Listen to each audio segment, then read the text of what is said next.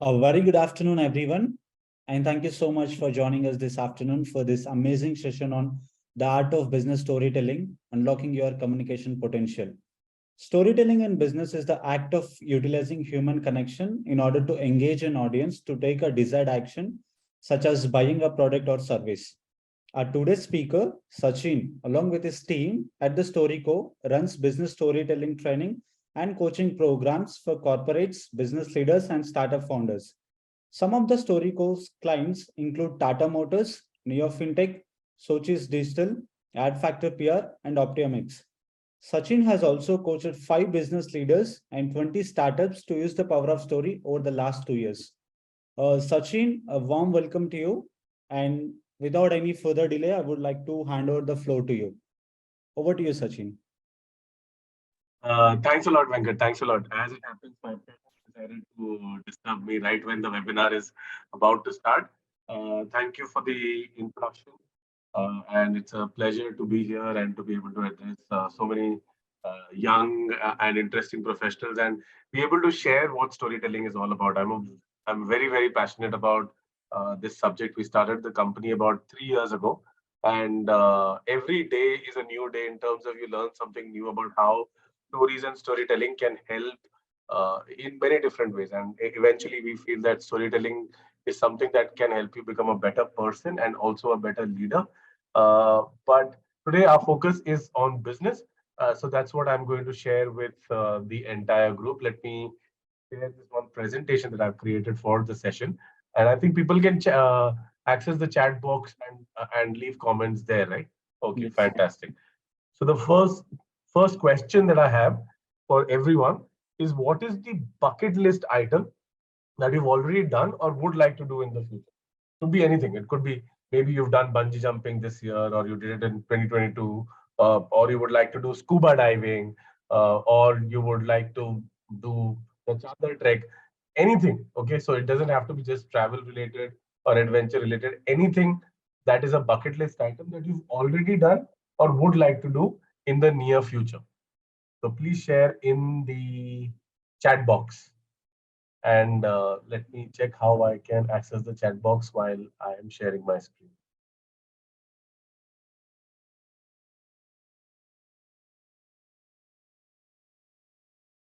Yes, folks, I think there are about 50 odd people in the audience.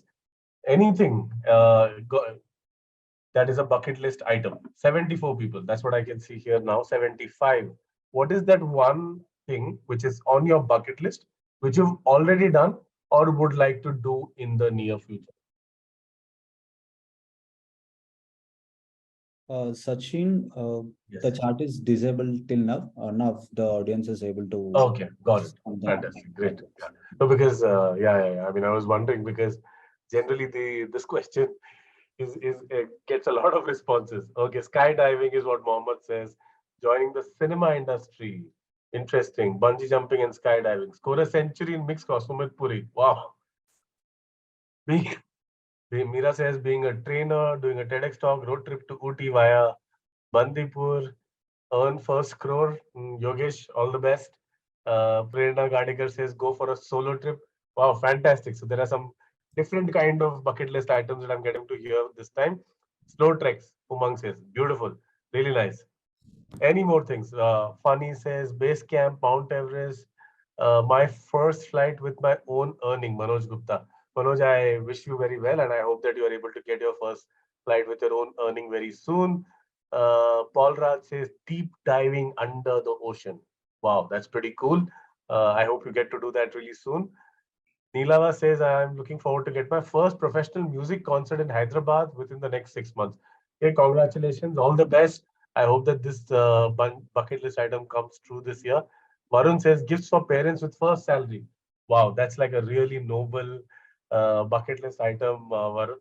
I hope I was half as noble as you were in at your age. At your age, Umang says Goa trip from college. Awesome, great. Okay, Keo says not a bucket list item. Keo's bucket list item is that to have a recording of this session. Venkat, can you make it true? Himanshu says visiting each country in the world. Himanshu, that's pretty interesting. I've visited about 30 countries till now. Let's see if I'm able to do what you want to do as well. Amita says, win in business quiz contest. Oh, Sagarika, irritating my husband. I'm sure that this is a bucket list item you can achieve every day.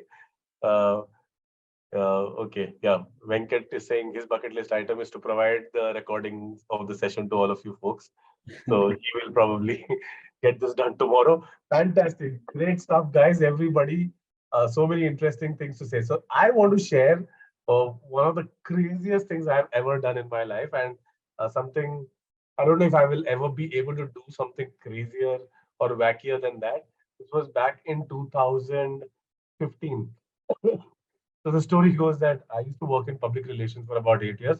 I quit my job because as a teenager, I used to watch a lot of shows called, Lonely Planet by Ian Wright. Yeah, Don't Tell My Mother, which was a show by Diogo Buñuel, and a lot of travel books.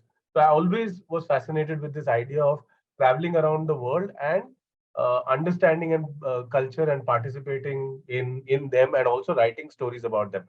So I came up with this project called the 12 Project, 12 12 countries, 12 challenges. And one of the challenges was to participate in a fighting festival in Peru. It's called Takanakui. Takanaku in Quechua in the local language means to fight one another. And it's a very interesting tradition because it happens on Christmas Day. And the idea is that people gather in this small town called Santo Tomas in the town square and they call each other out. They are wearing masks, they are pissed drunk because they've been drinking for 2 3 days before uh, before the before Christmas Day itself for the participation. And then you get into a fist fight. These fights last about maximum a minute or a minute and a half, not more than that. And I went there to write a story about the tradition for a publication called Mint Lounge, but also to participate. So what I'm going to do now is that I will share the video, and for better quality of sharing, I'm going to share the video directly from the file as opposed to from the presentation. So just bear with me for a bit.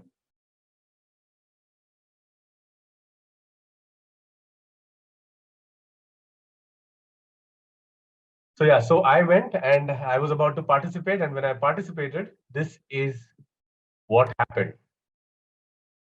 If you have any audio issues, but I was not going to leave this town without taking part in this tradition myself. And I went out and looked for an opponent.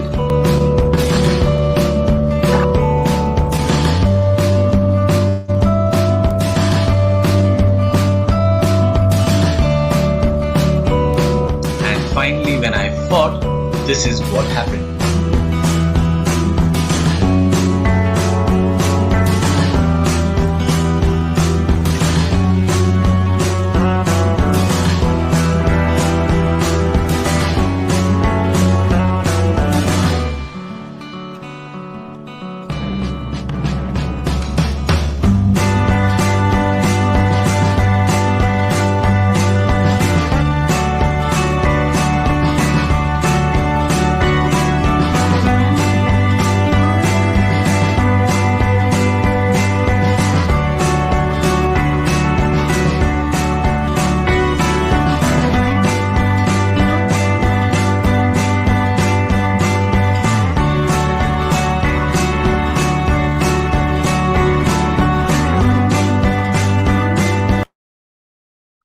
yeah, so I participated in this festival, got knocked out in 30 seconds.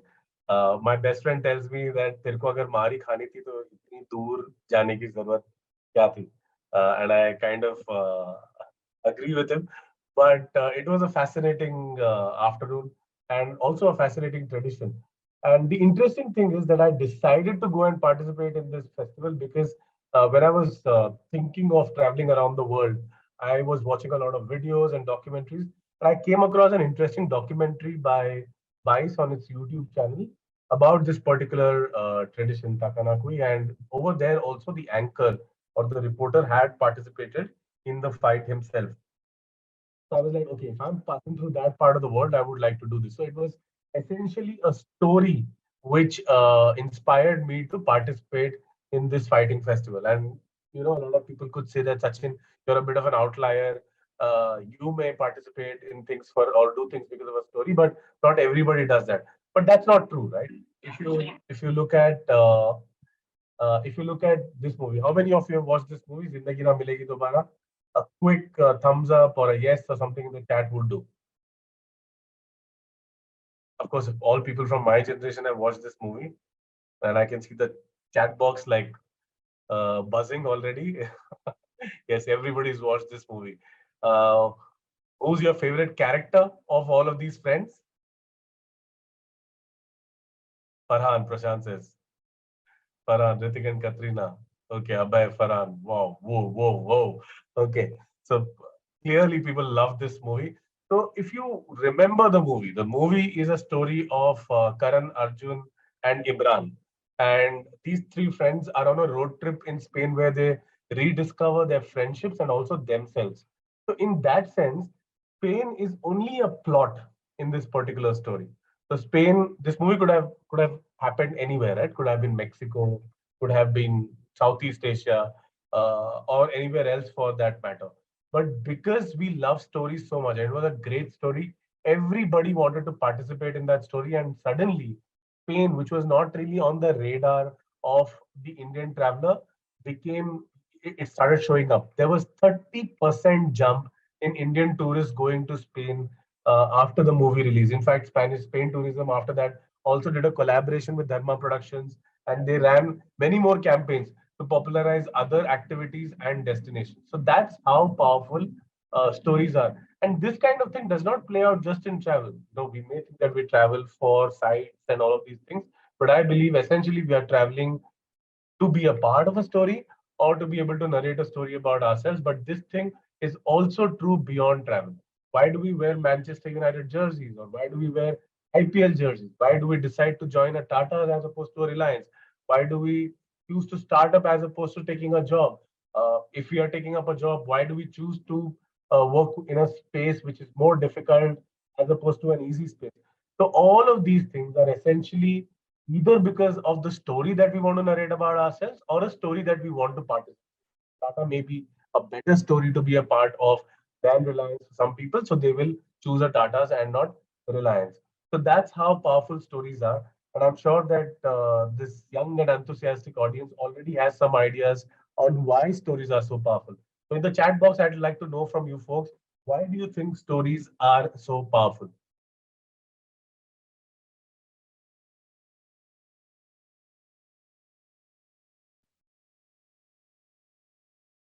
Okay, Shiva says recall is high. Yes, Shiva, that's right. Stories have really good recall. Manikanta says inspiring. Yes, that's true as well. Stories inspire you, and hence they inspire you to take action. Sriharsha, very, very good answer. We refer to ourselves in that. So more often than not, when we are watching a movie or a story, basically we think of ourselves as the hero. So the hero is something that we mirror or rather gets mirrored. Life starts with storytelling from the mother, from the Sagarika. Fantastic answer. That's true. Uh, so even this thing that it's very dark, don't go outside. There's a ghost out there is essentially a form of storytelling that a mother does with his or her child. Not sure if I completely agree with that style of storytelling, but it is storytelling at the end of the day. Stories ignite creativity and motivation to get you out of your comfort zone. Varun, that's a good one as well. It correlates to our lives as well. It makes history and travel across generations brilliant. Stories capture our attention, change our negative mindset. That's another good thing as well. Stories are said to be the best way to change a person's point of view or his mental conditioning. They say that you cannot replace a story with facts. So for instance, if somebody believes whatever their belief may be, right? Somebody believes that this is how it is. You cannot counter that person by saying that, but you know what? Facts say this. If you look at what happened in 1998, because more often than not, they will not want to change it. A story can only be replaced by a better story. So, fantastic answers, everyone. I'm really enjoying being part of this audience. In fact, I feel that all of you should teach me a few things about storytelling. Uh, but let me share three things which I feel, especially from a business storytelling perspective, why stories work. So number one, stories have what you call the pull mechanism. So for instance, if I tell you that the Story Co is an innovative and a very effective coaching and training company, that's a push message. I'm pushing my message onto you. It's an assertion. And generally, what happens when you push people? They take a few steps back, right? But at the same time, when I'm doing this webinar and I'm narrating stories to you, what is happening is that you are probably getting pulled towards the story co, and you may want to know more about what we do, and you're also seeing that there is proof. So stories apply the pull mechanism as opposed to the push mechanism is what we are used to in sales and marketing and a lot of other things. The second reason is that you are able to build a neural connection. So what's a neural connection? I mean, we all know about neural networks in our brains now, but when somebody is narrating a good story, or when you're watching a good story as well, that's the director narrating the movie story, right? Or a writer writing a book. So even if it is stage, a writer, or a movie, the storyteller and the audience's same part of their brains or the neural networks get lit up. If it's a story well told, then same parts of the brain get lit up, and that is the closest connection that two people can build with each other. I guess that happens with music as well, and probably in many ways with romance. But neural connections is what tend to get built when you are narrating a story, and your audience's same part of the brains get lit up as yours.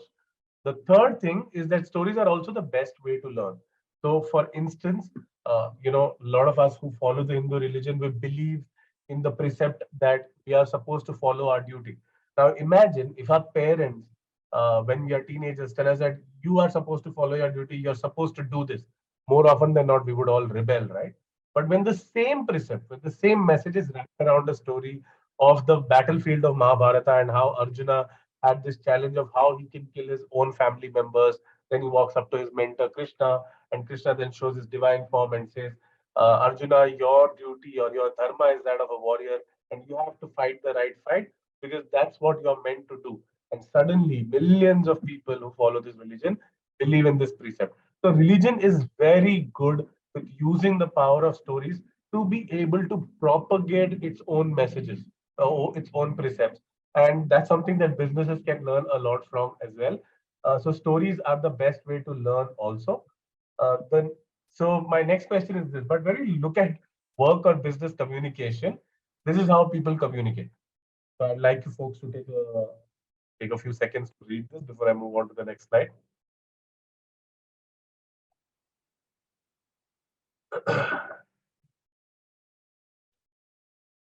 Okay, I'm assuming you've done reading this, but interesting, right? Playing strategic role between external partners and internal teams and developing scalable client solutions that create impact. And rightfully, the young woman is asking, what the hell does this person do? Now, the next one, this is from a press release of a dating app founded by a person who has media experience. I'd like you folks to read this particular code, and then I want to ask you in the chat box. Tell me, would you actually, if you are single, or assuming or imagining that you are single, would you actually are you actually motivated enough to try out this app? If yes, why? If no, why?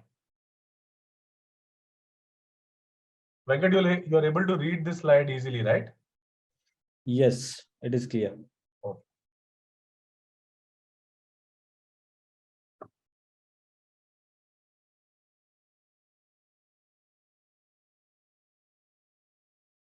Okay, so once you're done reading this code, I'd like you folks to tell me, would you like to try out this dating app? If yes, why? If no, why? Deepika is already, has the answer. I don't feel like reading it beyond the first line. Deepika, I echo your sentiments. Others as well. Shweta says, no, it's not catchy. No, doesn't make sense. Nilavadas, no. Interesting. Why? Why isn't it working? That's the more important question. Why isn't it working? Why is it not appealing to you? Vimal says no connectivity with me. It does not. not making a connection with you. Okay. The connect is missing. Mohammed says the connect is missing. Okay. But why is it missing? Can you just like sort of think a little bit more and tell me why is the connect missing? Why it is not appealing to you? Not able to relate. The story is missing. The text is too much. Right. Got it. Fantastic. All of these are right answers. So this is a classic case of what I like to say the problems with uh, business communication. When it comes to business communication, we're all natural storytellers, right? Like for instance, when you meet a friend or a colleague after the weekend and you're at the water cooler or your coffee vending machine, you say, "को पता है इस weekend पे क्या हुआ?" That's the setting of a story, right? You will narrate a story about a trek or about going out with friends or something crazy that happened over the weekend, etc. But the same people, when they are put into a room, into a conference room, and they're making a presentation, their language completely changes.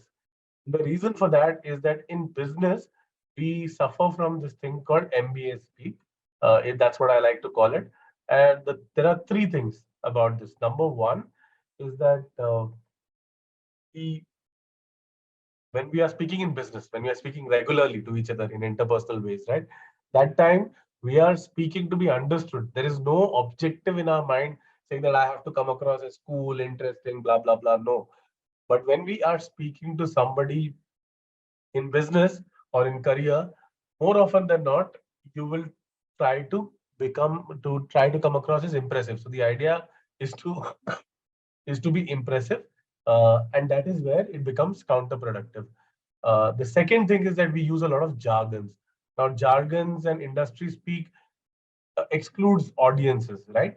So somebody who's a part of your industry, of your trade, etc., may understand what you're saying, but if you're speaking to a generic audience, they will not understand what you're trying to say, and that excludes them. And once they feel that they're not a part of your group, they do not want to engage with you any further.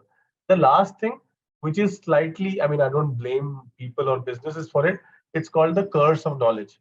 So the curse of knowledge is that you have neck deep understanding about a particular subject, and the audience probably has knee deep understanding about the project.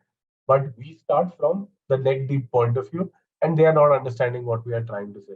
So these are three problems that business communication faces. So one of the things that we try to do with all the work that we are doing is to help businesses and professionals move away from business speak and become more oriented in storytelling so that their communication, their messaging is simple, clear, and compelling. And there is one company which I think has done a fantastic job of it. In fact, it's a great case study to understand how good storytelling can also build a great company. A lot of people think that storytelling is about good communication, but not necessarily. It's a lot beyond that. Story is also about strategy. Story is also about building a connect. Story is also about your mission. So many ways in which you can use story. Story is also about product development. Story is also about user experience. That's one thing that the company has done, and some of you watched the promo video. I said that there's this company which has built itself into a $67 billion juggernaut, and they've used the power of story to get there. Of course, I'm not saying storytelling is the only reason why they got where they got, but they've used stories pretty effectively. Now, you probably have already seen the name of the company on the slides, but I'd like to ask you, do you know which company I want to talk about? Let me know in the chat.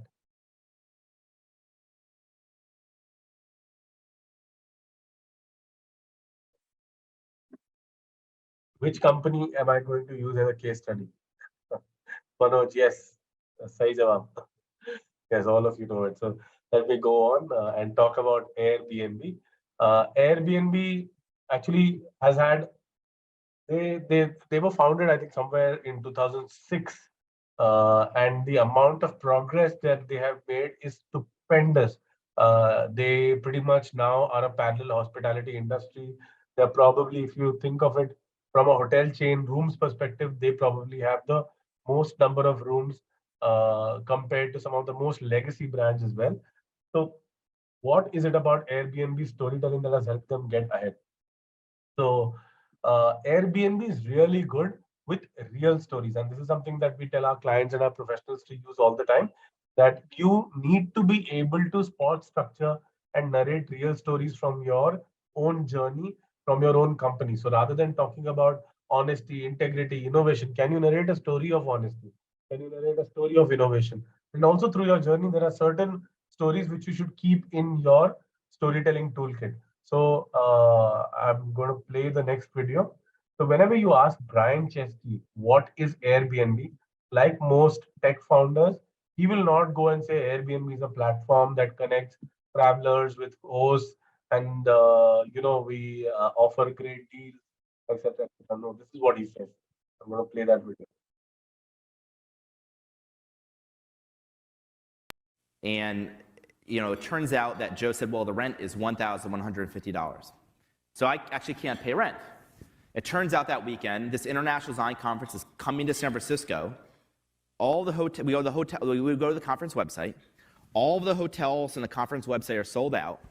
And so we had this idea. We said, well, what if we just turned our house into a bed and breakfast for the design conference? Unfortunately, I didn't have any beds, but Joe had 3 airbeds. We pulled the airbeds out of the closet. We inflated the 3 airbeds. We called it the Airbed and Breakfast. Yeah. Yeah. I love that noise.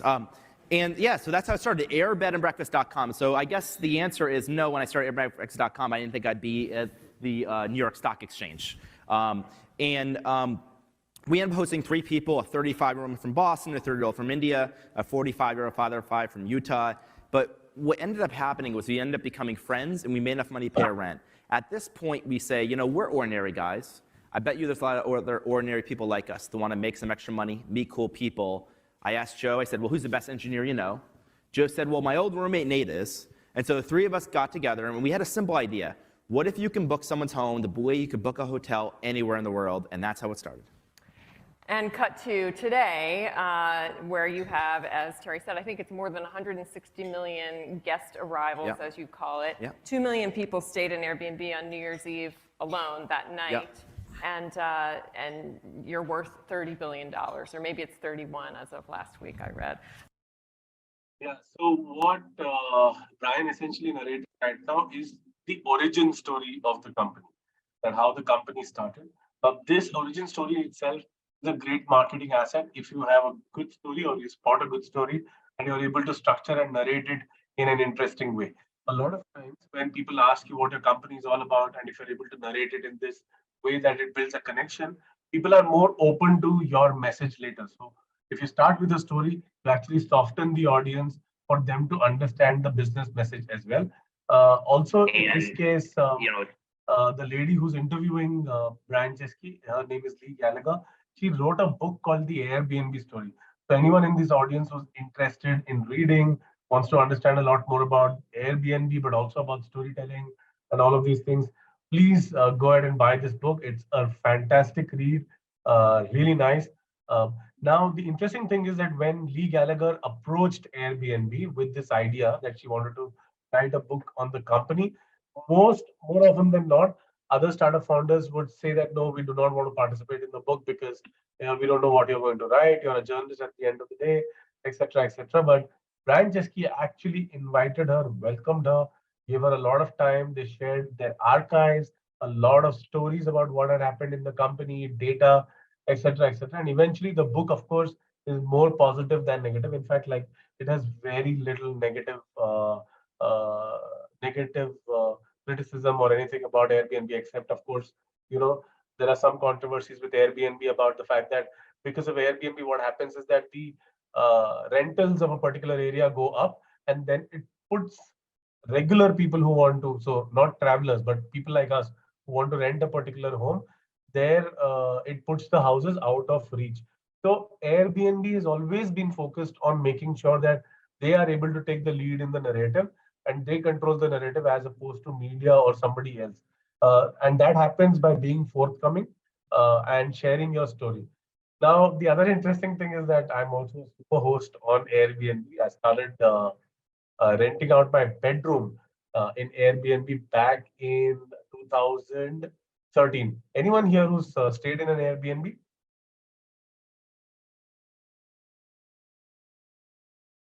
Please feel free to let me know in chat. Yes, Manoj, Surjit, yes. Maybe you can also mention the destination where you stayed in an Airbnb. Okay, Pune, Goa, Mussoorie, Jaipur, many places, funny, nice. Yeah.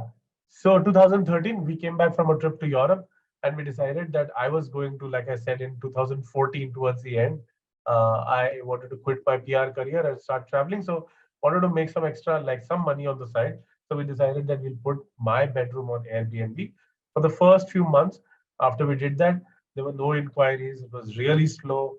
And then one day, I was like, this is not working out. What do I do? So I sat down and tried to understand the platform a lot better.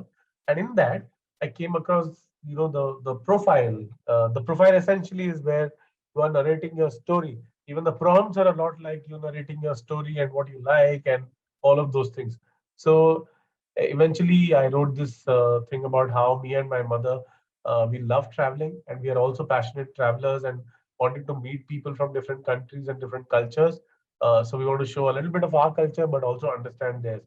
Once I did that, and I put a picture with my mother on the profile page, it was almost like the floodgates opened. We had so many people booking with us after that that in a few months we became super hosts. I mean, I don't live in Bombay anymore. I live in Mysore, close to Bangalore, of course. And we also run a service apartment here. I mean, it's service apartment slash homestay, and we are super hosts here as well. And as an experiment, what I also did is I narrated my story on the profile to see if that can actually help us get guests. And 2 out of 10 guests who come and stay with us say only because of what they read on my profile that I have traveled to all of these countries and these are the kind of experiences I've had. Essentially, a lot of people just come to meet me and my mother, and the stay is sort of, okay, fine. I mean, we could have stayed anywhere. So that's how Airbnb also encourages hosts to share their story. In fact, there's a really nice video about two hosts talking about storytelling. And if you look at it carefully, these are things that you can apply across product sectors. So don't just look at it from a travel and an Airbnb perspective. Watch it and see how you can apply this for your own product category or something like that. Hold on a second. I'm going to move to the sharing this from the file itself.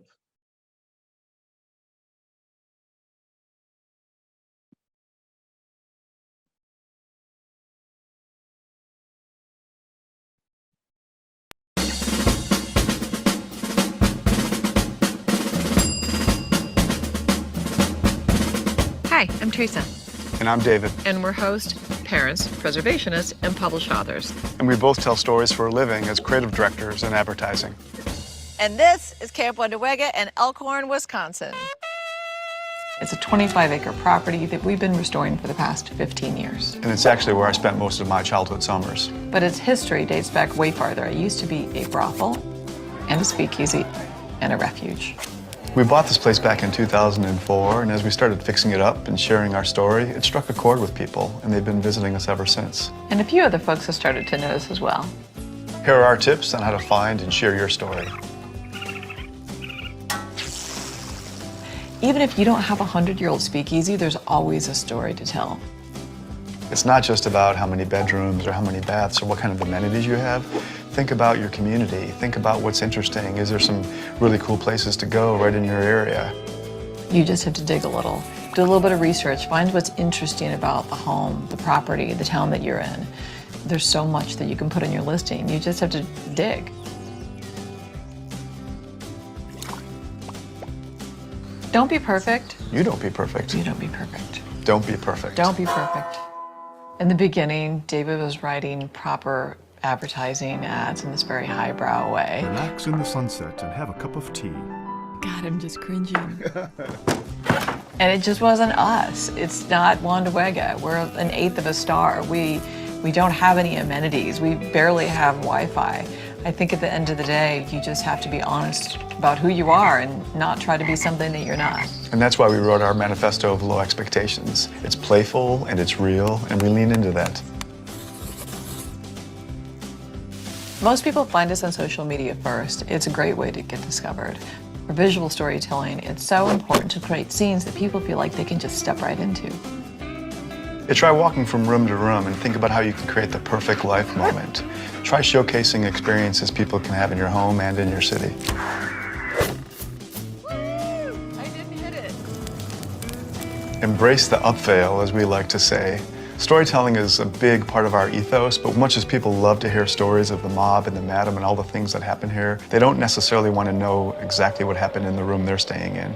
The trap door under the bed in room 26. Don't talk about that. Do you want to see it? Don't be afraid to fail. You'll start to find your own voice and learn what's resonating with your audience.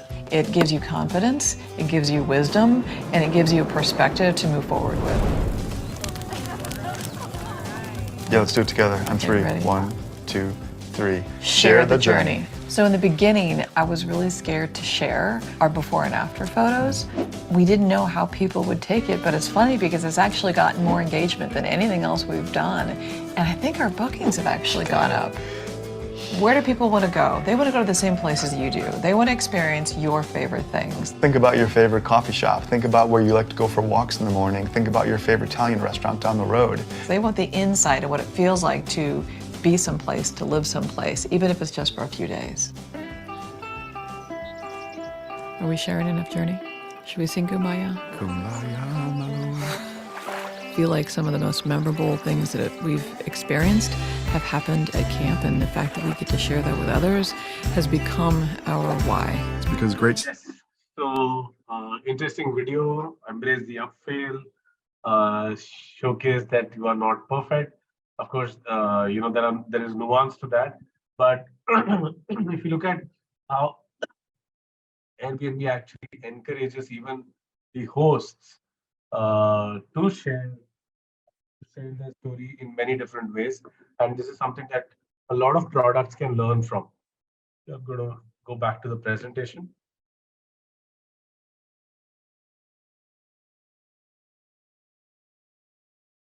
Okay, then the other kind of stories, so for instance, is also customer transformation stories. Now, when a traveler comes to a new city, he feels anxiety, right? Thinking that, okay, is this city going to be kind enough? Is it going to be easy for me to get around? Will I get what I'm looking for? Will I be able to visit all the places, etc., etc.? And then you come down and you stay with a host who actually acts like a bit like a extended family member, and he's also there to take care of you. And that changes the experience for the traveler. In that moment, there is a transformation. The customer transformation stories are also something that Airbnb applies or shares really well. And this is something that a lot of products can use. We use a lot of testimonials. We talk a lot about ourselves, but I think what Airbnb does really well is that it narrates stories of people, whether it is hosts, whether it's travelers, and that's something that all products can learn from. Now, the big question, what makes for a story? So here again, I would like to ask you folks, what do you think is a story? Or what makes for a story? What are the elements of a story? Anything that comes to mind. There's no right or wrong. So feel free to share whatever comes to mind. Engagement, Prashant, experience and insights. Okay. To listeners or readers, all right. But where audiences feel connected, experience sharing, okay, connect with audience. What I wish to say is a story. Sridevi, interesting definition. Sangram says connection of the reader's mind. Story should have a start, mid, and end, make the audience connected. Sumit, good one. Yes, I think somewhere there. Cool. So here's how I like to define a story. There are two more elements of this which I have not mentioned. A simple way to define a story is that a story will have a character. The character will undergo some kind of conflict, and eventually there will be a change. So character, conflict, change. 3C is the model of any story for that matter. Of course, within that, you have to narrate a good story, you have to have a good character, you have to have a strong enough conflict, you have to showcase the right kind of transformation, etc., etc. But a character conflict change is a good way to define a story. Now, this model can be used both for real stories. Real stories is like how Brian Chesky mentioned that there were broke designers in San Francisco who could not make rent, and then a design conference came to town. character is Brian Chesky and Joe Gebbia. Conflict is that they cannot make rent, and the transformation is that when they actually put air beds and people came and stayed with them, they realized that they were able to make money, but also these people left as friends, and hence they started working on Airbnb. So if you look at any story, whether it is Bahubali, whether it is Pathan, Pathan character conflict change is pretty clear. Pathan is a character, conflict is Jim, who's a very, very good antagonist for that matter, and maybe that's why the movie is resonating so well with people. And there is a change. So all of these things, every story that we look at will follow this model. When you are narrating a real story, there will be two more elements, which are time and location. So character, conflict, change, time, location. So when did the story happen and where did the story happen? So these two things also you have to narrate when you're narrating a real story. But you can take this model and you can also create narratives for your brand or for any kind of communication that you want to come up with, whether you're writing a sales presentation, a pitch deck for investors, whether you're creating a document for your higher ups, whether you are building some kind of consumer connection, you can do all of that. One storytelling model I want you guys to read up a little bit about and understand is called monomyth. Anyone here who knows who identified or who came up with the monomyth? Anyone here knows that gentleman's name?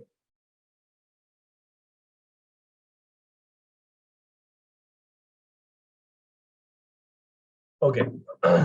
Monomyth was identified. So there's a book called The Hero with a Thousand Faces. It was written by Joseph Campbell.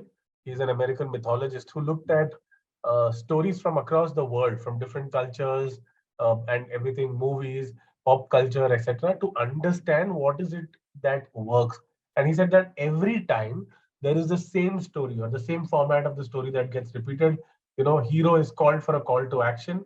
He has to leave home and go somewhere, and he finds it difficult. He has a lot of self-doubt. He does not have the resources, etc., etc. And when he goes to this new land, he finds a mentor, and with the mentor's help, he then follows the call to action. He does what is supposed to be done. He goes and he fights, and he comes back home with the girl, with the gold, or with the wisdom, whatever it is, right? So that's monomyth. Now, this model can be applied when you are creating consumer communication, when you're creating brand communication, or any other communication for that matter. In fact, in our coaching and training programs, I teach people how to use a derivative of this called the story brand in their brand communication. So Airbnb is also really good with story-powered narratives. So they use these kind of storytelling models to build narratives for their brand. And Airbnb is not the only one. A lot of good brands do it. Now, before I go on to the next slide, tell me which brand tagline do you remember? Like when I ask you which brand tagline do you remember, what's the first tagline that comes to mind? And share that with me in the chat box.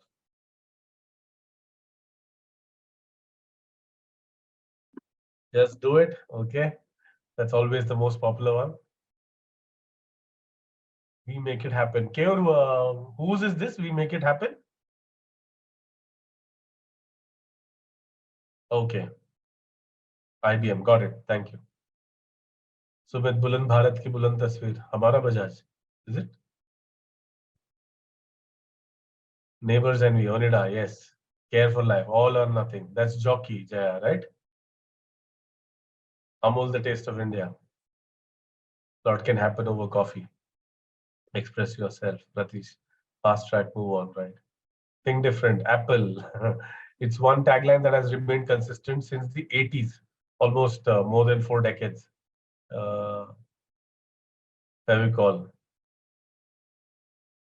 If you see a lot of these taglines essentially are not product oriented, right? Or they are not talking about we do this and we do that. These are all taglines which are designed with giving us a call to action, speaking to us. And that is why they tend to become so memorable. A lot of times a mistake that we do is that we think of taglines or the storyline of the company as we are this and we are that, etc., etc. And that's something that does not really resonate with the audience, or it is not memorable. But you can use the character conflict change and other models to be able to come up with a tagline. So Amul's The Taste of India works at 2 levels. One is that they understand the taste of India, which is more of a product centric statement. but also that's the germination of the longest ad campaign in the history of mankind, where they come up with an illustration every week. And sometimes they quote controversies. But the reason for that is that we understand the pulse of India. So the taste of India in that case is the pulse of India. So whether our cartoon is slightly controversial or it speaks to power or anything like that, we will do it because that is what India is thinking. That's the taste of India. Google's, there's an urban legend, or there's a story, that anecdote, that when Sergey, when the founders of Google actually went to Mike Moritz of Sequoia Capital, the first slide of the presentation said that organizing the world's information and making it accessible. And it is said that Mike Moritz actually looked at that slide and had decided that he's going to invest in the company. And like they say, the rest is history. Cred, good begets good. So if you are good, you will get good things in return. So that's the mantra that Kunal Shah wants us to remember. And that's how it gets played out in their ad campaigns, etc. Of course, there's an academy which calls itself Netflix of educational content. So that is showcasing the vision of the brand. Travel like a human was Airbnb's first tagline or storyline. And in this, basically, they were speaking against hotels, that when you go to into a hotel, it feels impersonal. It feels like, whether you're in Tokyo or New York, you still get the same experience. And that is why that's not how humans are supposed to travel. We humans travel to build a connection, to increase our knowledge, etc. And hence, if you choose Airbnb, you will meet a local, you will live in the residential part of the city, so that you understand the city or the country or the place that you're traveling to a lot better. So hero is the traveler or the host. The villain are hotels, and Airbnb is the mentor in the story. So all brands who want to speak well to their customers and make themselves memorable, position themselves as the mentor in the hero, that is a customer story. So that's something also we need to remember. Rather than thinking that our brand is the hero in the journey, we have to look at the customer as the hero in the journey. Now let's quickly play a short game. How many of you are following Shark Tank India? And if yes, who's your favorite shark on season 2? Not season 1, Ashneer. We won't talk about Ashneer. Aman, Piyush Goyal. Piyush and Aman. Anupam. Aman, Piyush. So Aman seems to be doing really well. Interesting. Anupam. Mohammed says Anupam. Nice. Cool. What I'm going to do is that you guys are going to be the sharks right now. So you have to listen to the pitch by Brian Chesky at the launch of Airbnb experiences back in 2016, if I'm not wrong. And you will become story sharks. So of course, we cannot go ahead and invest in Airbnb anymore. But what we have to do is listen to what Brian Chesky has to say. And I'd like you guys to identify what storytelling aspects are you able to identify. Real stories, story powered narrative, or anything else that comes to mind and you feel that that's interesting kind of storytelling. All right, so I'm going to play the video now. Watch the video, and then after the video is done, share in chat what did you guys notify, or what did you guys observe as far as storytelling techniques are concerned. Okay, so again, I'm going to play this directly from the file so that it plays better.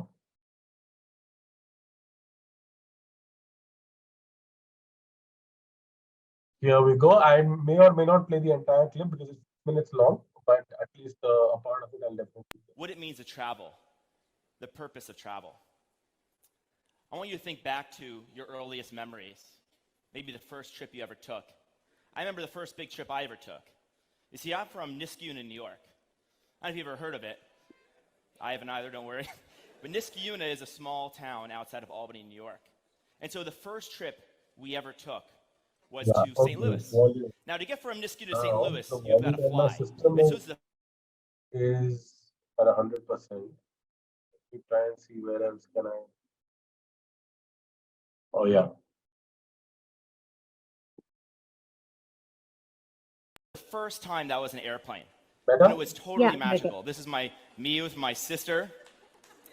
I'm on the right, obviously. And You know, the first time I traveled, it opened my eyes because it made me realize the world was so much bigger. And suddenly I dreamed of other places I could go. And I asked my mom, I asked my dad, I said, Mom, Dad, I want to go to the most magical place on earth, the North Pole. And they said, it's too cold, it's too far, we're taking you to the Anheuser-Busch factory tour in Merrimack, New Hampshire.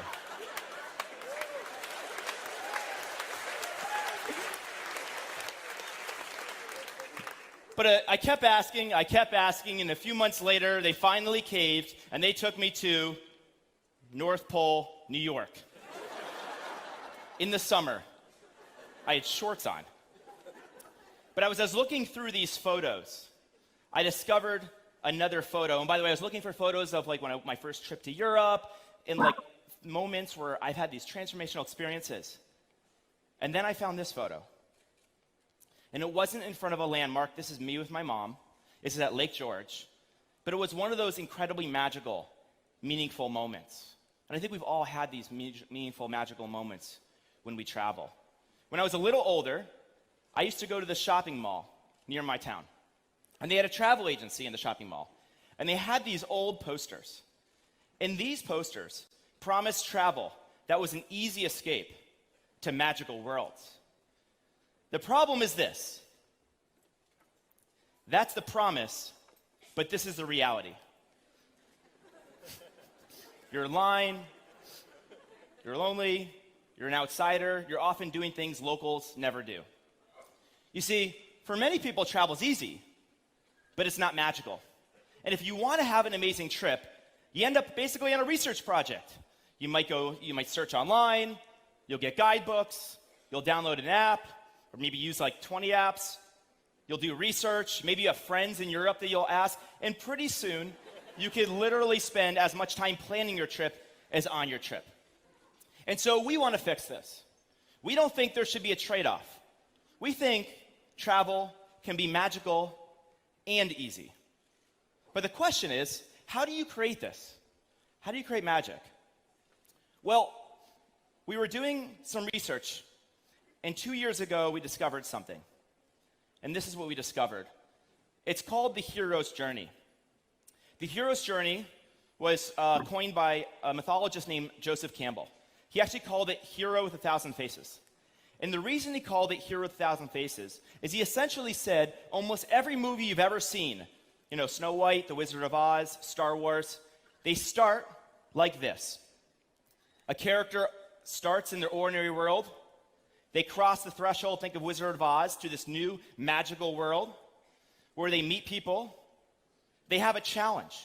They're literally challenged. They participate. They're out of their element. And they have a moment of transformation where then they return back to their ordinary world. And as we learned about this, there was a pretty big light bulb that went off. And the light bulb was, homes is just one small part of a great journey. And that great travel is a lot like the characters' experiences in great movies. And so this was the moment we realized we needed to create a holistic travel experience, an entire trip. And so we decided to start not with making it easy, but start with the magic. So we learned something from this trip from Francisco, and that is that the magic is in the people. It's all about immersing in local communities. So this was 2 years ago. And back then, we had an uphill battle. How are we going to create millions of these trips? Well, over the last couple years, we've been working on what I'd love to show you right now.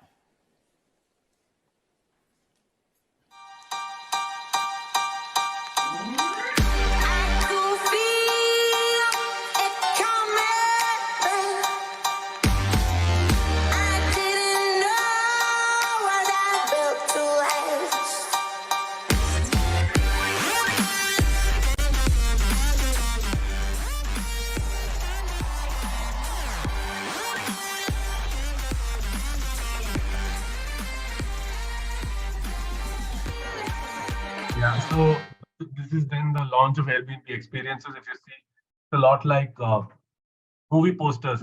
Now I'd like to invite you folks to share in the chat box what elements of storytelling or whatever we discussed till now, or things beyond that, what we discussed, did you spot in Brian Chesky's presentation?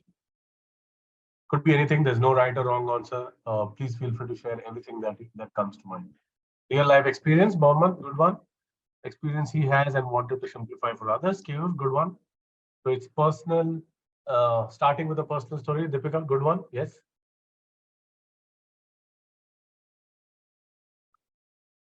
Any more elements that you folks could identify in his storytelling, in his presentation? Simple and straight. Yes.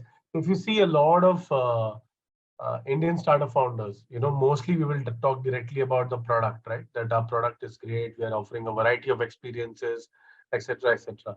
And that is where sometimes, while it is good for an attention deficit audience, but it misses the context or the importance of the product. Rati says, starting with a problem statement and ending with a solution story. Good one. All elements of how a story should be done. 3C, time plus location. That's a good one. That 1 second. Yeah. Okay, the chat box is moving too fast for me to actually check names. Try to generate a lot of interest via his story, comparing traveler with the hero's journey. Yes, that's right. Touching sensibilities by bringing in parents, visuals. Meera, good one. Fantastic. Connectivity and memories. Beautiful. All of you are amazing story sharks. And I'm sure which means that you are great storytellers too. So thank you. Thanks a lot for sharing all of these inputs. I think somebody had raised their hand because they wanted to ask a question. So there will be some time for Q&A towards the end of the session. I'm almost done with the presentation. So feel free to ask me whatever questions you'd like to in a bit. Let me just go through the presentation in a bit. So the last thing I wanted to share from Airbnb's case study is story triggering. Now, do you think that any company which lets go of staff or fires people can get any positive PR or get positive reviews? Please let me know in the chat. Do you think it's possible for a company to fire people and yet get positive reviews or positive PR?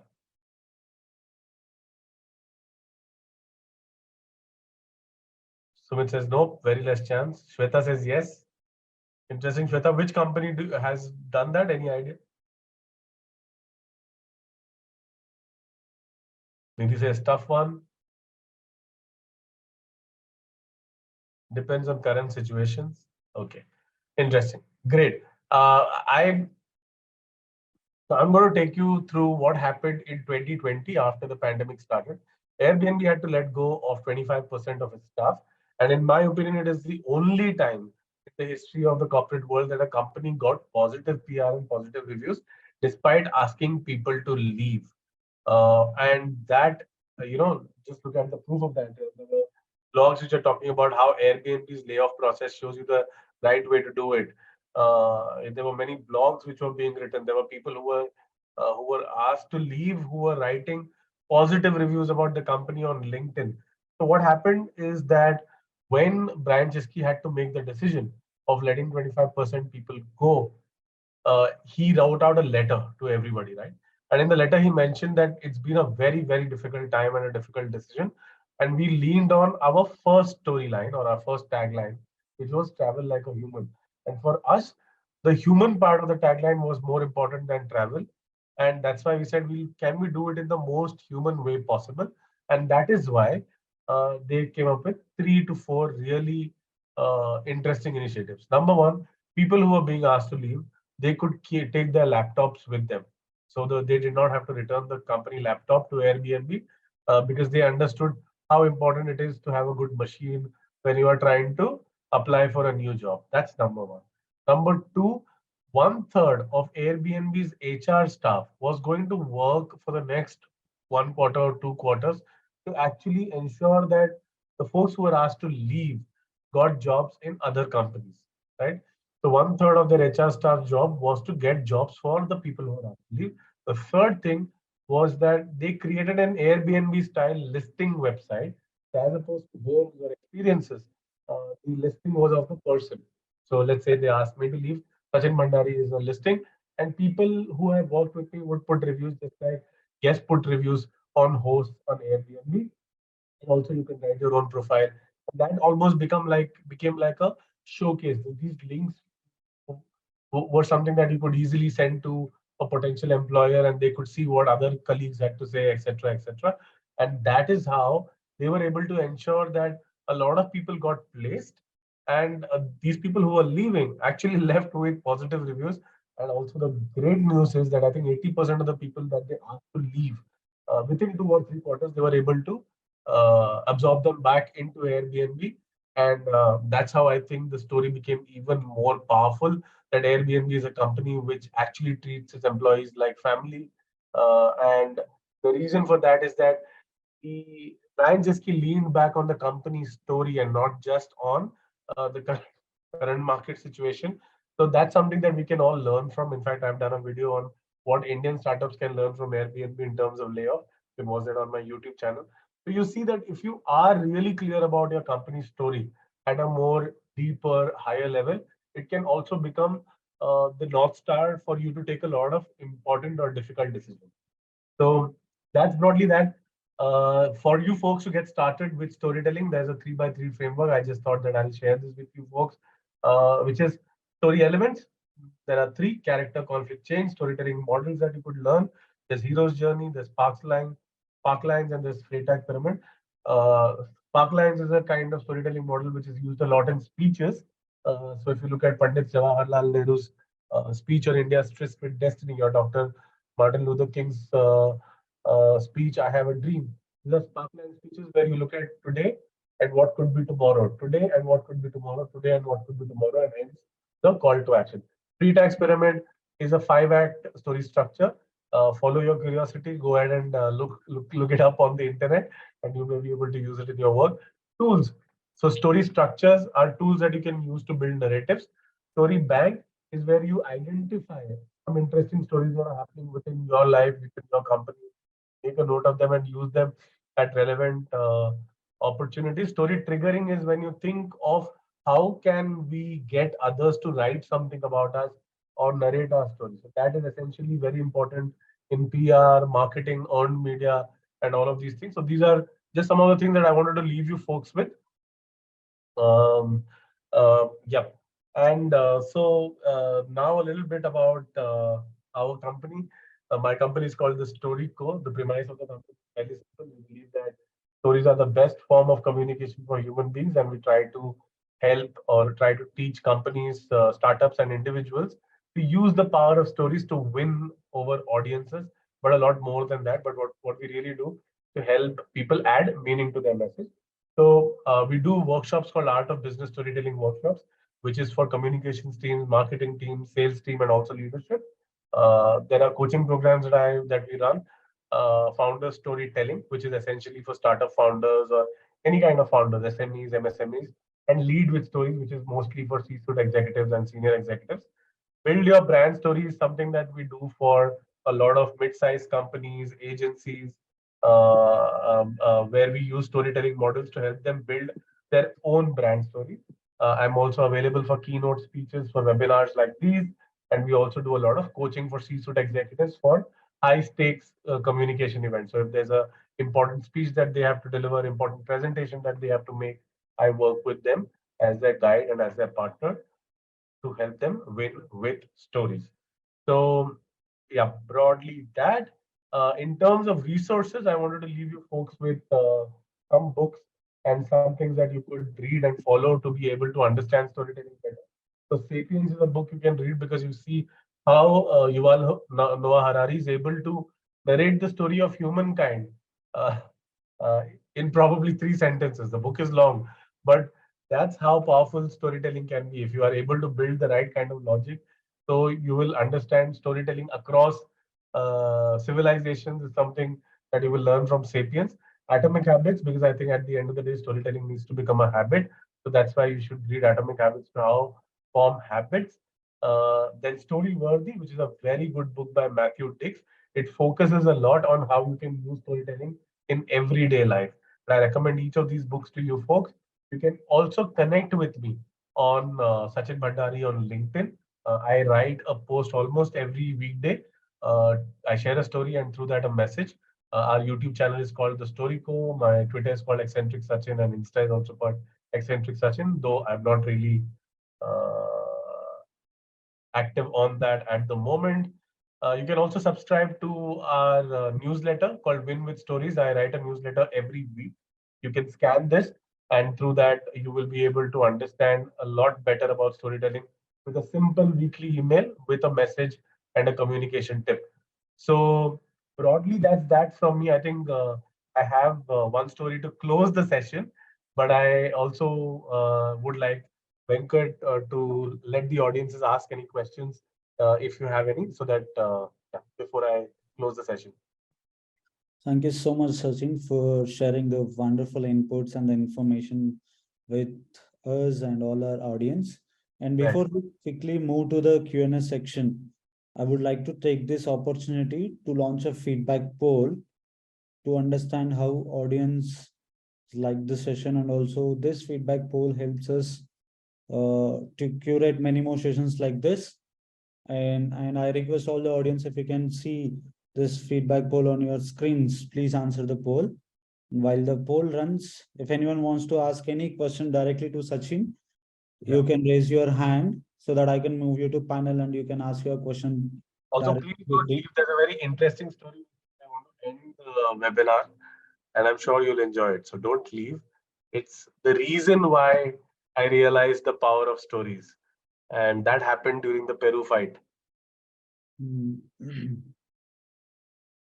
So, are there any questions? Yeah. There is one We have question, a couple of Sachin. raised hands. Just a moment. Also, folks, feel free to connect with me on LinkedIn. I think my colleague Ranjani, the co-founder of the Story Co, she will be able to share my LinkedIn link with you folks in the chat box. So, I'm sorry if I was stuffing on that. It's not in the best of health today. But yeah, I tried to do the best I could. Sumit Patel, if you can hear me, you can unmute yourself and you can ask the question. So we have a question from Sumit Patel in the chat box is, Sachin, any tip for how to build a story for the customer for whom we have designed a website? Okay. So Sumit, I would suggest you to so I have a YouTube video. Let me share the link of that. It's based on Story brand. I'm going to stop sharing my screen so that I can pull out that video link.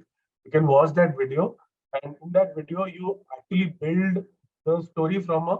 So your customer is your client, but that client's hero should be their customers, right? So you build a story from their perspective and identify what is it that the hero wants, who's the villain in the hero story, and then also who's the villain in the hero story, and also what is your mentor's plan. The mentor is your client for whom you have built the website. So let me just try and open YouTube.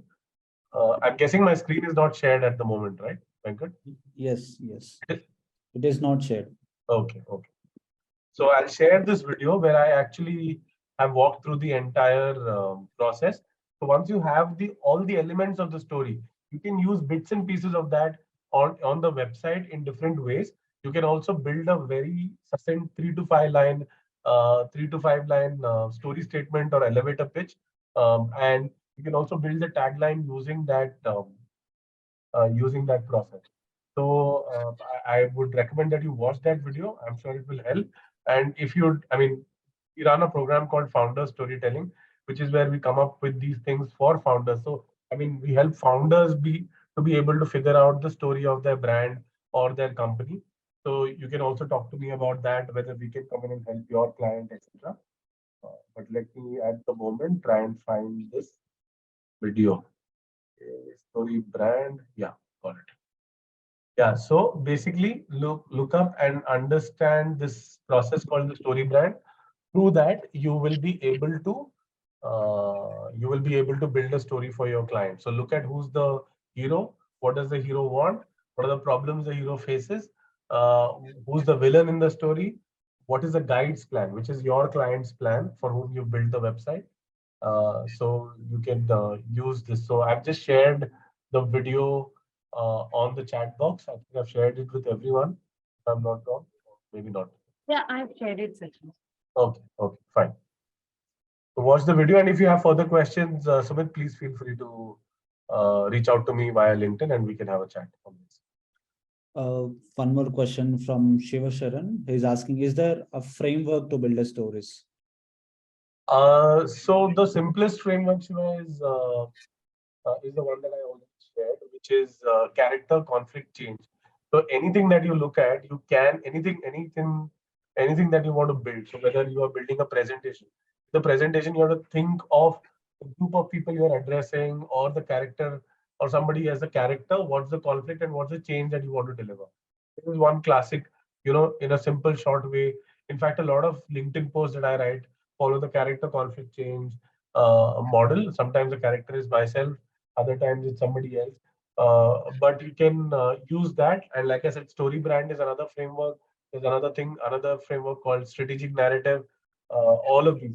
So there are many storytelling models out there, but I would say that in the beginning, you shouldn't worry too much about using complicated models because it takes time to learn them.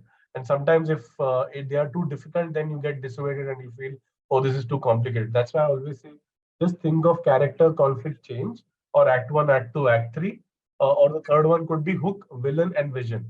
The hook is, what is the hook? Why should the audience read what you want to ask, what you say, what you have to say, and who's the villain in the story, and what's your vision? So those are things that work really well on social media. So yeah, these are some of the models that you could use. So I'm saying start off with character conflict change, basically. Great. Thanks for the answer, Sachin. And Ravikant Mayal is asking why we took example and story of Airbnb only. The reason for that is I wanted to showcase different aspects of storytelling used by a single company. So if you look at Airbnb storytelling, it is not related only to marketing. It's related to product development as well, to leadership communication, to strategy, and all of these aspects. So I tried to use a storytelling format to make you understand storytelling a little better by using Airbnb as the story. While there are many others, I mean, I can share umpteen number of examples, but I feel that if you are able to understand one company and how it can use stories at different levels and different facets of its business, then that's something that you can apply for yourself as well. Otherwise, what happens if I just use, this scattered examples, then people tend to think that storytelling is good for customer communication or for marketing. But it is not just limited to that. It is leadership communication, it is strategy, it is also partner communication, it's also product development, it's also user experience, so many different things. That's why I felt that Airbnb might be a good example to showcase the breadth of how storytelling can work for the organization. Got it. So one more question from the chat box is, Ratish Durai is asking, hi Sachin, how to use the tool of storytelling for one-to-one meeting with the customers? Oh, Ratish, I think that's the best platform to use storytelling. Narrative storytelling by far is the most powerful form of storytelling, because we as humans, the way we've evolved is that we narrate stories to each other on a campfire. That's how we are having conversations, right? In fact, all of the client discovery calls that I do, so we do a lot of workshops for corporates, and also we do coaching programs for senior executives and startup founders. The discovery call is essentially nothing but where I ask questions. That's number one.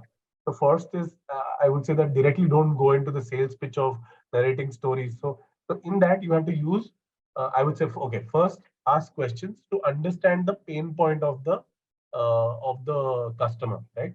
So what is it that they are facing a challenge with? What could unlock the growth potential of the company, etc., etc. And within that, you will probably find 8 to 10 themes in which your stories are relevant. So rather than directly then talking about the product, saying that, hey, you know what, you have these 1, 2, 3 problems. I have a good product.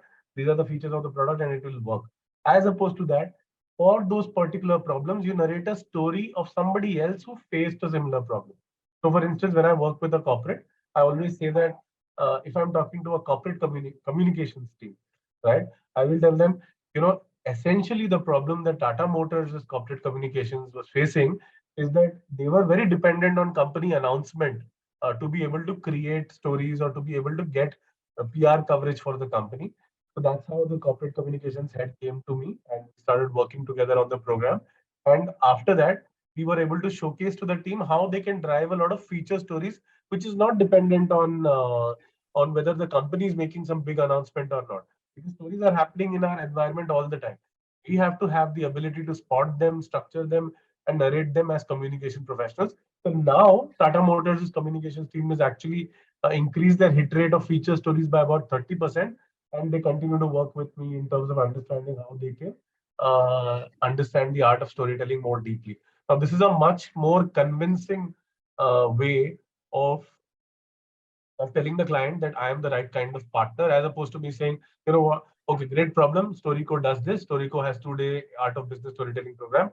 So I would say that B2B calls, B2B conversations, potential client conversations are probably the best platform to use storytelling.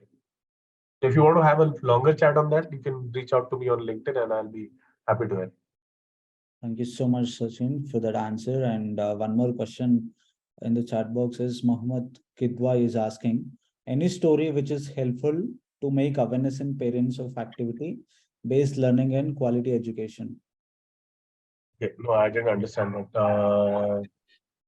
Can you repeat the question? Question is, any story which is helpful to make awareness in parents of activity-based learning and quality education?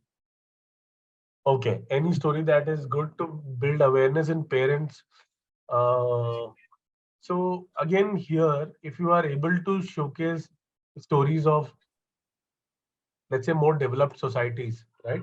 Whether it's Sweden or any of the Scandinavian countries, and how their education system differs from ours, and because of their focus on quality education, which goes beyond rote learning, etc. That is why people tend to lead happier lives. Those are the kind of stories. I mean, there are many different stories that you can narrate. I mean, the opportunity is limitless, but you have to look at what is it that makes sense to the parent. Who are they referring to?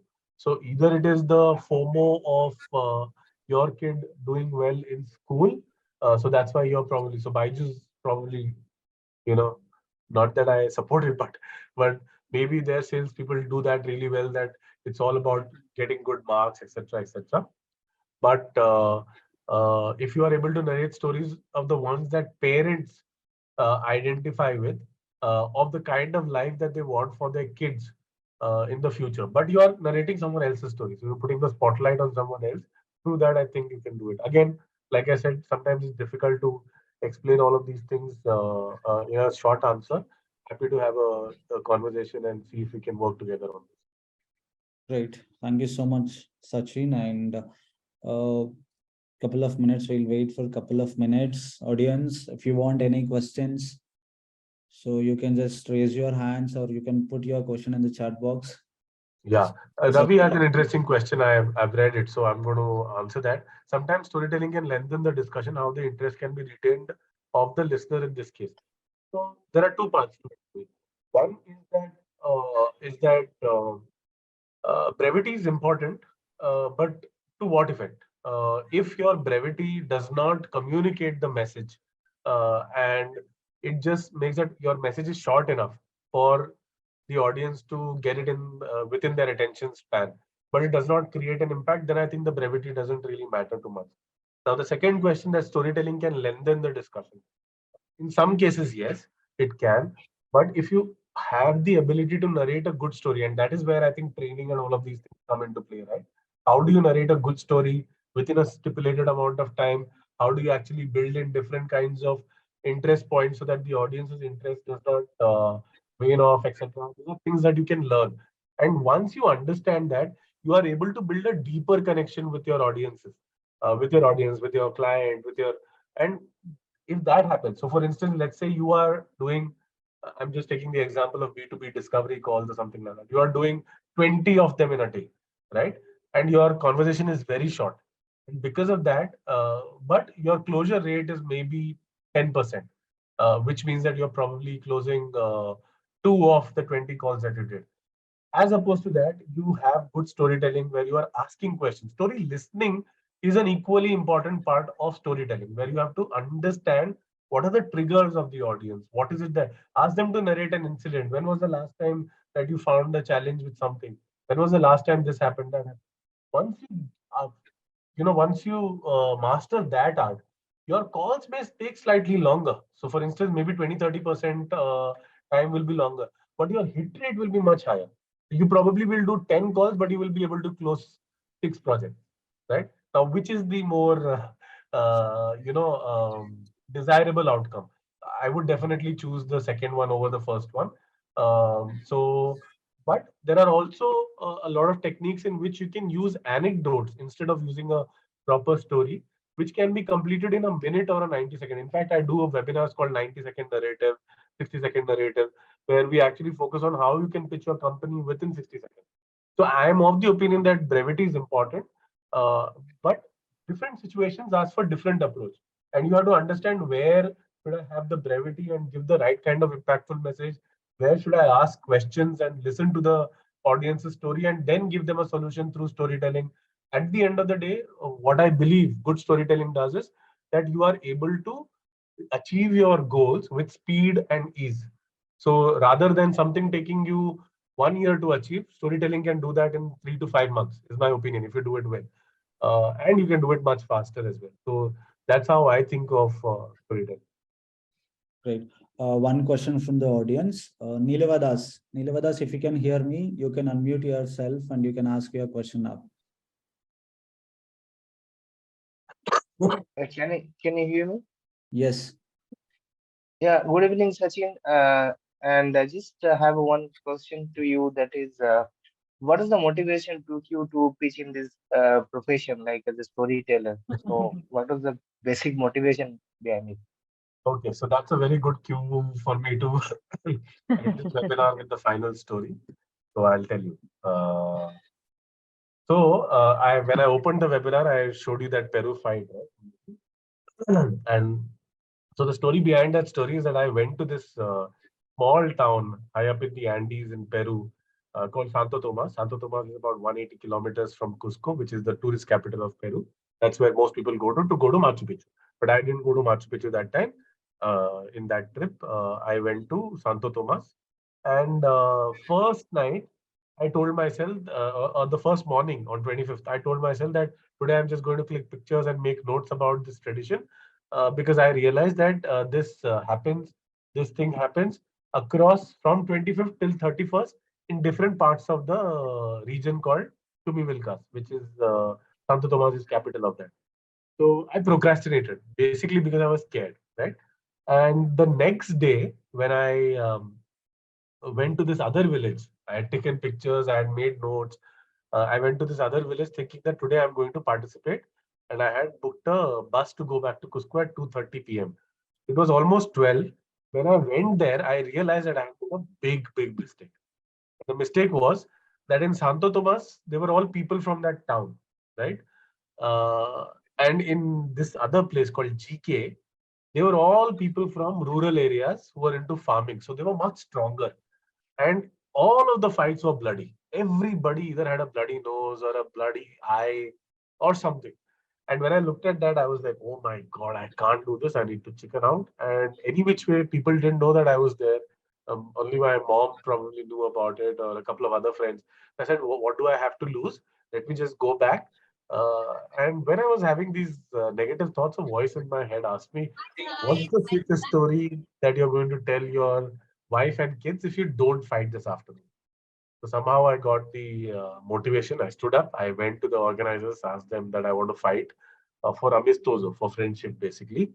And then I fought. I got knocked out in 30 seconds. Of course, you saw that embarrassing moment. But the point is that that day, that afternoon, I realized the power of stories. That what we do today is more often than not guided by the story that we want to tell about ourselves in the future.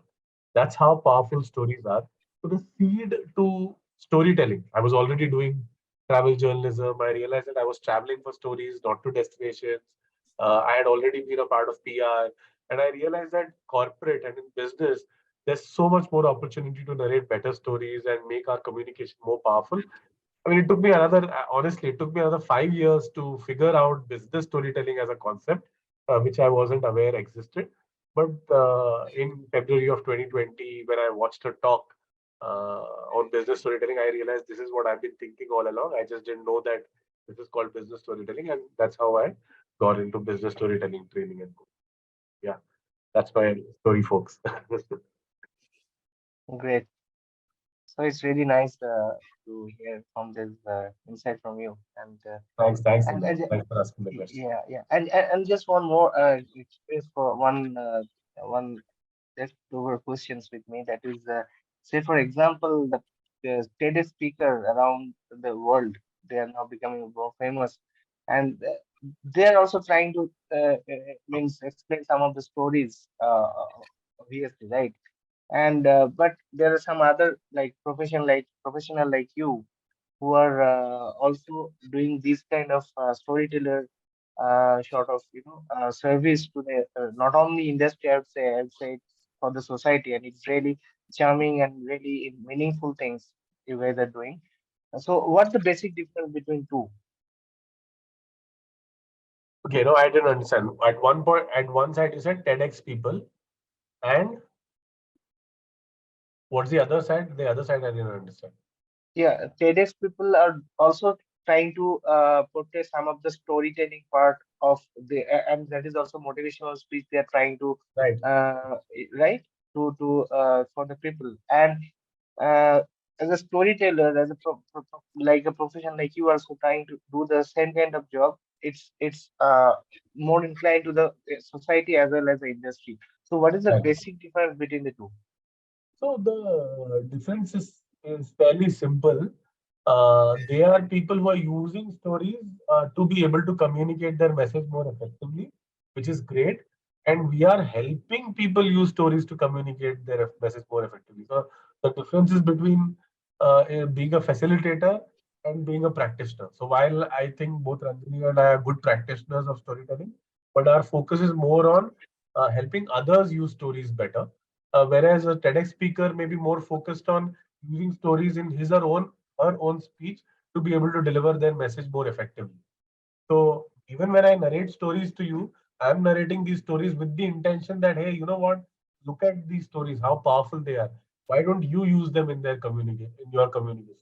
Uh, Whereas a TEDx speaker might be narrating a particular story of innovation or of how his idea changed a village or something like that to be able to deliver his or her message more effectively.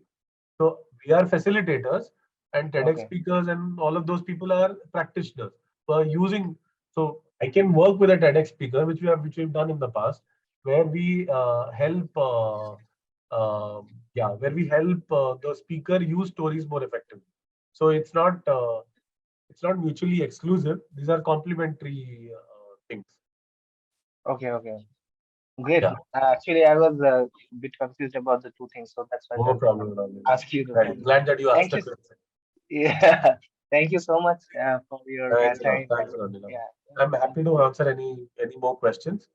But yes, Venkat, you can decide whether it's time for us to. Thank you so much, Neelavadas, for asking question, and I hope Sachin has given you a wonderful answer. And with this, I think with this we came to an end of the webinar. So once again, I thank you so much, Sachin, for joining us and agreeing to do this session for all of us. And I think we are really blessed to have you today with us. Thank you so much. And also, once again, I thank you all the audience for attending the session, and a special thanks to Ranjani, who is with us today, facilitating Sachin. I thank you so much, ma'am. And with this, we came to an end of the webinar. See you all Yes. in the next week coming webinar, transforming from managers to leader. Brilliant. I'd like to attend that. Thanks. Thanks everyone. Thanks Shiva. Shiva is also great. on this webinar. Venkat for organizing this. Thanks, Ranjini, for helping me out. I hope the session was valuable for everyone. Please connect with me on LinkedIn. I write on LinkedIn fairly regularly. You can also go ahead and scan this and subscribe to my newsletter. It's valuable. I write to provide value to my readers, and you will learn a little bit about storytelling every day, and it's something that's fairly useful. A lot of my readers come back to me and say that it's helped them in specific practical situations. So either connect with me on LinkedIn or subscribe to the newsletter, or do both. Absolutely no problem. That would be the best. And thanks a lot, everyone. Again, thank you for being such a wonderful audience, and for 45 people still staying back after almost the webinar is done. So I think that we've done something interesting, and people see value in hanging around. Great. Thanks a lot. Yes. Thank you, Sachin. Thank you Okay, all. thank you. Thank you. Bye-bye. Bye, everyone. See you Bye. next week.